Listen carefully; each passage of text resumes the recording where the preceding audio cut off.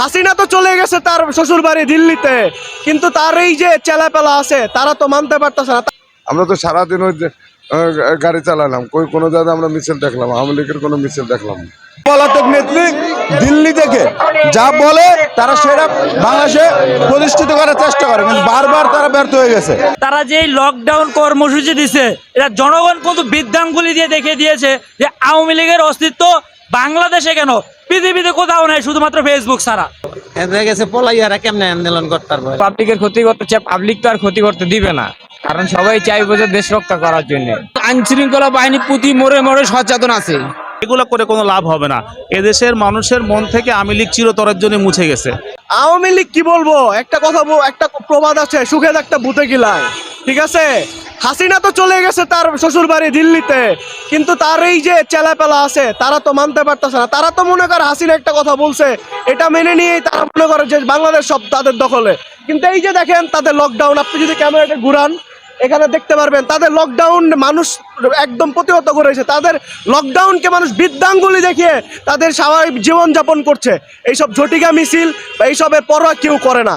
তো তারা ফেসবুকে থেকে দেখে যে ঢাকা হয়তো তাদের দখলে চলে গেছে, এই চিন্তা ভাবনা মাথায় নিয়ে তারা সকালবেলা ফজরের পর নামে, যখন কি মানুষ ঢাকা শহরে তাদের জীবনযাপন শুরুই করে না, তখন নেমে মনে করে আমরা খুব দখল করে ফেলছি। কিন্তু আমাদের রিক্সাওয়ালা ভাইয়েরা, আমাদের চাওয়ালা ভাইয়েরা তাদের সেই মিছিল লুকে দেয়, আমাদের রাস্তা থাকতে হয় না। আমাদের ভয়ভীতি তো হাসিনা সেই জুলাইতে নিয়ে গেছে। আপনি যদি এদিকে দেখেন কতগুলো জুলাইতে শহীদ, এই মানুষগুলো তাদের বুকে দুর্গ করে এই মিরপুরে দাঁড়িয়ে ছিল খুনি হাসিনার বিরুদ্ধে। হাসিনা আমাদেরকে গুলি করে জায়গায় সাউন্ড ককটেল এ থেকে আরো বড় বড় করে তারা আমাদেরকে রুখে দিতে পারে। আমরা জুলাই আগস্টে দেখিয়ে দিয়েছিলাম। আর এখন তো হাসিনার সেই ক্ষমতাও নেই, তার হাতে প্রশাসনে নেই। হাসিনার হাতে প্রশাসন ছিল, আর্মি ছিল, বাহিনী ছিল, র্যাব ছিল, সব বাহিনী ছিল। সেই সব বাহিনী মিলে আমাদের ভয় দেখাতে পারেনি। আর হাসিনা তো এখন হাসিনার সেই জঙ্গি সংগঠন হুন্ডাই করে আসে, দুইটা করে বোম মারে, একটা গাড়িতে আগুন দেয়, আবার চলে যায়। তাদের তো ভয় পাওয়ার কোনো প্রশ্নই আসে না। তাদেরকে আমরা কোনোভাবেই ভয় পাই না। আমরা আজকে সারাদিন জেআরএর পক্ষ থেকে, আমাদের সংগঠন জুলাই রেভলিউশন অ্যালায়েন্সের পক্ষ থেকে আমরা সারাদিন ধরে অবস্থান ছিলাম। আমরা ধানমন্ডি 32 গিয়েছিলাম। তারা বলে তারা নাকি ধানমন্ডি 32 দখল ফেলেছে। আমরা কালকে ধানমন্ডি 32 গিয়ে তাদের খুঁজে আসলাম, তাদেরকে পাওয়া যায় নাই, তাদের কোনো অস্তিত্ব আমরা পাই নাই। তাদেরকে ভয় পাওয়ার কোনো প্রশ্নই আসে না। তারা শুধু ফেসবুকেই অস্তিত্ব আছে, এছাড়া তাদের কোনো অস্তিত্ব বিরাজমান না। না না, এই ঝটিকা মিছিল তো না, ওই বাসার ভিতর হলে মিছিল হচ্ছে, তাছাড়া কোনো মিছিল তো দেখা যাচ্ছে না। আমরা তো সারাদিন ওই যে, গাড়ি চালালাম, কোনো জায়গায় আমরা মিছিল দেখলাম, আওয়ামী লীগের কোনো মিছিল দেখলাম না। কোনো ভয় নাই তো, সুন্দরভাবে গাড়ি চলতেছে। এরা আওয়ামী লীগের লোকজন রাত্রি এসে টুকায় পাটি দিয়ে এই ধরনের কাম কাজ করতেছে। এটা ধরেন উস্কানি মনে কিছু কাজ মাঝে ওদের গুদের ভিতরে একটু কামড়াচ্ছে, এটার জন্য চুলকানি মারলে পারে সব ঠিক হয়ে যাবে। আমরা ফজর নামাজের পর থেকেই আমাদের মিরপুর 10 বৃহত্তর মিরপুরে আমরা আমাদের যে শোডাউন বা আমাদের ছাত্র সমাজের যে একটা অবস্থান কর্মসূচি আছে তা জানান দিচ্ছি।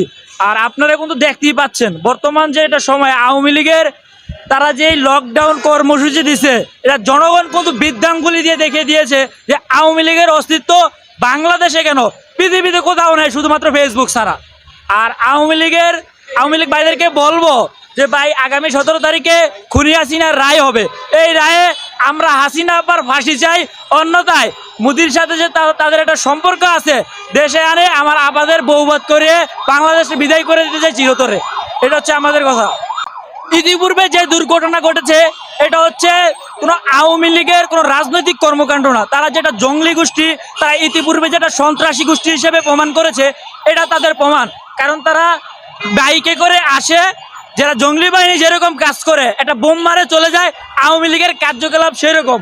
কারণ আমরা সকাল থেকে বৃহত্তর মিরপুরে আমাদের শোডাউন বা আমাদের অবস্থান জানান দিয়েছি, কোথাও তাদেরকে দেখি নাই। তারা বিভিন্ন জায়গায় জায়গায় আমরা দেখতে পেলাম তাদের যে নাশকতা, এই নাশকতা তারা করে বাসের মধ্যে সাধারণ জনগণকে ভোগান্তি করে বোম মারে, স্কুল বাস, ভার্সিটি বাস। এটা আওয়ামী লীগের যেটা পতন, এই দেশে যে তাদের কোনো অস্তিত্ব নাই তারই প্রমাণ। কারণ জঙ্গলি হামলাও এর চাইতে জঘন্য হয় না। আওয়ামী লীগ যেভাবে হামলা করে, আওয়ামী লীগ হচ্ছে ফেরাউনের চাইতে বেশি খারাপ। এরকম কোনো সমস্যা হয় নাই, আগের থেকে অনেক ভালো আছে আজকে। আগে যতটা জায়গা মেলা হইতো অতটা হয় নাই।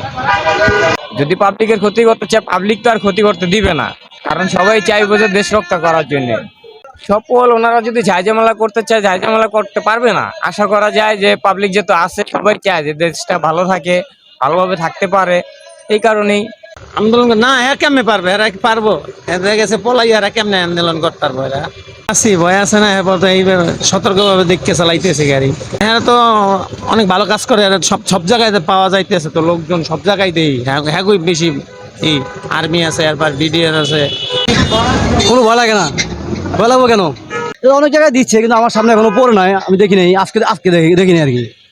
আমরা শুনছি যে কোনো জায়গায় কোনো আগুন লাগছে। এইমাত্র 12 নম্বরের আমেরিকা, এইমাত্র 12 নম্বরের বলে আমি দেখি আমেরিকা বলে নাম সাবা দৌড়ান দিছে, দেখে আসলাম। কিন্তু আমার সামনে এখনো আগুন লাগানো কোনো ঘটনা আজকে দেখি নাই। আইন শৃঙ্খলা বাহিনী প্রতি মোড়ে মোড়ে সচেতন আছে, কঠোর অবস্থানে আছে। এই পর্যন্ত আমি কোনো অপ্রীতিকর ঘটনা দেখিনি। আশা করি ইনশাল্লাহ হবে না, আশা করি ইনশাল্লাহ। ওনারা আসলে রাজনৈতিক এইসব জিনিস নিয়ে একটু ভীত সন্ত্রস্ত থাকে, সাধারণ জনগণ সব খবর তো রাখে না।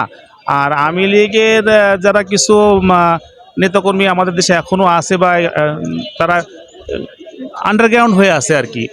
মাঝে মাঝে কিছু পয়সার কারণে, পয়সার লালসার কারণে তারা কিছু অপকর্ম করতেছে, কোথাও ককটেল ফুটাচ্ছে, কোথাও গাড়ি পোড়াচ্ছে। এটা কিন্তু আসলে যে কোনো কেউই করতে পারে, কাউকে টাকা দিলে এটা করা সম্ভব।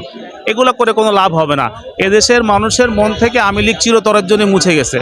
এখন মানুষ আর সামনের দিকে কিভাবে আখেরাতের কথা মুখী হয়ে গেছে মানুষ। বিশ্বাস করি আসলে ইসলামিক দলগুলো ক্ষমতায় আসলে আমাদের দেশের এক আমূল পরিবর্তন হবে ইনশাআল্লাহ। কোনো প্রকার নৈরাজ্য আওয়ামী লীগ করতে পারেনি।